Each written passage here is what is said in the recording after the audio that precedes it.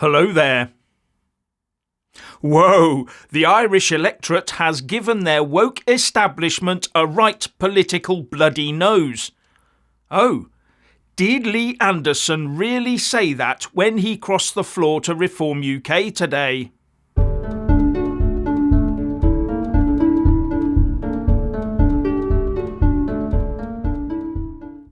The Irish voted in 2 referendums on Friday to change the wording in their constitution regarding women in the home. But it seems that the overwhelming majority of voters there want things to stay exactly as they are. They've rejected what the weeping soy latte quaffing left would call progressive policies. By a margin of 67% to 33%, they rejected the removal of the concept of marriage from the Constitution to have it replaced with the concept of a durable relationship. And they also rejected the removal of reference to a mother's duties in the home, so it could be replaced by something about recognising care provided by family members.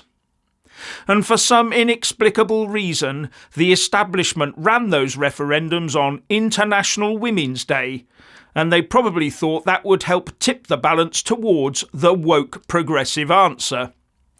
I think it might have had the reverse effect. And this will send shivers up the spines of our UK wokerati.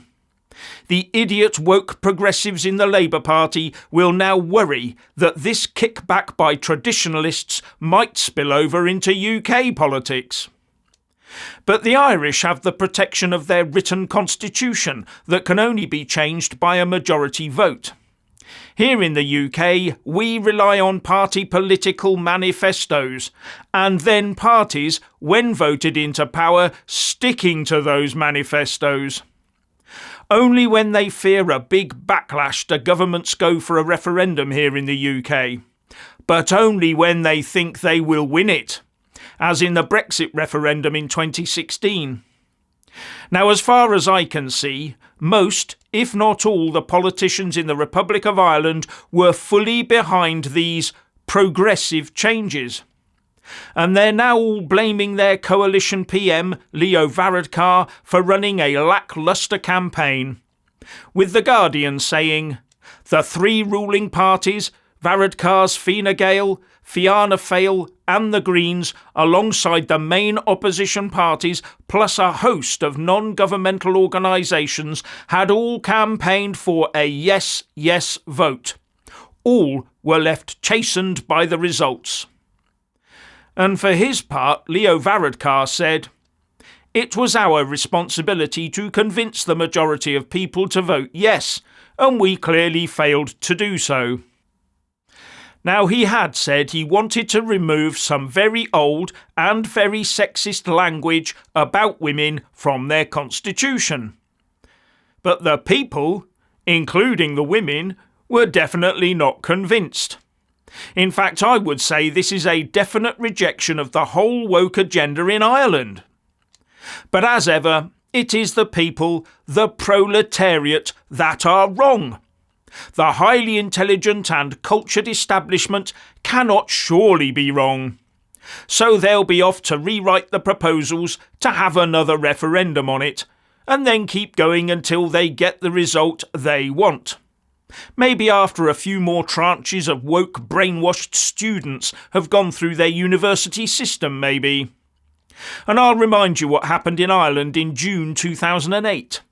The EU put forward the Lisbon Treaty as a constitution to basically form the EU as a country. Only one of the then EU 27 member states was required to have a referendum on it, the Republic of Ireland, and they voted no by 53.4% to 46.6%. So what did their establishment, coupled with the EU, do about that? They regrouped, and 16 months later, in October 2009, they re-ran the referendum and won it by 67.1% to 32.9%. So I suspect this is what will happen with these women and family referendums. But what worries me is, what does Keir Starmer's Labour Party have planned woke-wise in the UK? And given this Irish result, Labour will probably do all they can to disguise the direction they wish to force this country down. Now, if you missed the grand announcement, here's some very recent news from this morning. Good morning, everybody. Very good to see you this Monday morning. Thanks for being here. Now, something extraordinary happened last week. The Chancellor, he said, we have a plan, and the plan is working. The Prime Minister repeats it endlessly. Clearly no one's told them that the economy, our country, is in recession. Clearly no one's told them that that recession per person is the longest since records began almost 70 years ago. People are getting poorer. That recession, almost 2 years per person. If that's their plan, well, it's not the plan of the British people to get poorer. Let's be honest, it's not surprising they're sinking in the polls if they think a recession is a good idea. And something significant has changed in recent months. I've noticed people's concerns and anxiety has turned to anger and fury. Because nothing works. Britain is broken. And we all know who broke it. There are so many areas where it's broken, but let me just give you a few examples. I mean, there is absolute fury across the country that the Tories have imposed on us without any democratic consent whatsoever, in complete breach of what they promised in the 2019 manifesto and previous manifestos. They've imposed on us mass immigration that we can see from the data is making us poorer. No question whatsoever. People also, separately, are appalled at what's going on in our streets, in our towns and our cities, week in, week out, with these anti-Semitic, hate-filled, pro-Hamas marches that is leading to genuine fear. The Jewish community in London afraid to go out at the weekend. Many of them thinking about leaving London to go back to Israel. What a shocking indictment of the performance of the boss of the Met Police, of the person in charge of security in London, the Mayor of London, Sadiq Khan, of the Home Secretary and of the Prime Minister, that the Jewish community are terrified. Absolutely appalling. Separately, people are horrified that this gender ideology is infecting our schools, poisoning the minds of our children, parents, grandparents in their millions, shocked by this. And also, people are waking up to the absurd multi-trillion-pound cost of this obsession with net zero. But any of us who want to talk about this, oh no, we're a bigot, there we're smeared, we must be labelled, we're phobic in some way. No, we're not. We're just talking common sense. The genuine concerns of tens of millions of people up and down the country. And it's only Reform UK that is prepared to have that conversation. I've said it before, but I have to say, I think the Westminster establishment has never been more out of touch with the concerns of tens of millions of hard-working British people up and down the country. That's why we're going up in the polls. Just last week, we were only 5% behind the Tories, who are sinking under sinking Sunak to just 18%. We're going up and they're going down. Now, many people think this is a short-term pressure group for one election. Forget it. You're wrong. This is a serious medium-term plan. We have to shape and influence and change the course of direction of this country of ours. Because at the moment, it is broken and people are getting poorer. And where does this start? Well, I'll tell you where we're polling even higher, and that, of course, is in the Red Wall. Millions and millions of people, as they hear about us, they say, thank heavens for reform.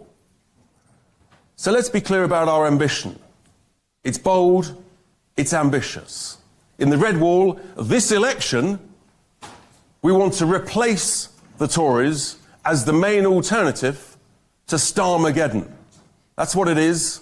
It's a nightmare coming to everyone near you in 2024. So we're going to replace the Tories in the Red Wall, which means we need a champion, of course, of the Red Wall, someone who completely understands it, who is trusted by voters to tell it as it is, no nonsense, no waffle, clear, basic common sense. And I'm delighted to announce that I have found that champion of the Red Wall for Reform UK. He's also, coincidentally, going to be Reform UK's first Member of Parliament in the House of Commons. He is, of course, a person of great integrity, no nonsense, and is the Member of Parliament in the county of Nottinghamshire for Ashfield. Please welcome Mr. Lee Anderson.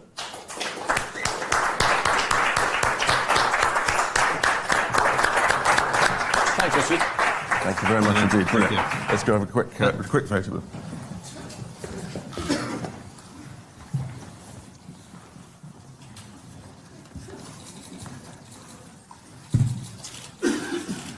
He looks happier than you. Who said that? He's not having an interview now. He's not having an interview. Brilliant. So, Reform UK has its first Member of Parliament. And, unlike in the UKIP days, when Mark Reckless and Douglas Carswell left the Tories and joined UKIP, there will be no by-election.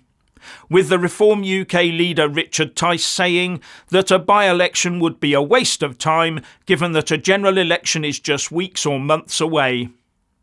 Now here's some of what Lee Anderson said. Oh, and he also confirmed he wasn't offered money to defect to Reform UK. So, I'm going to keep it brief, guys, ladies and gentlemen. I will start by saying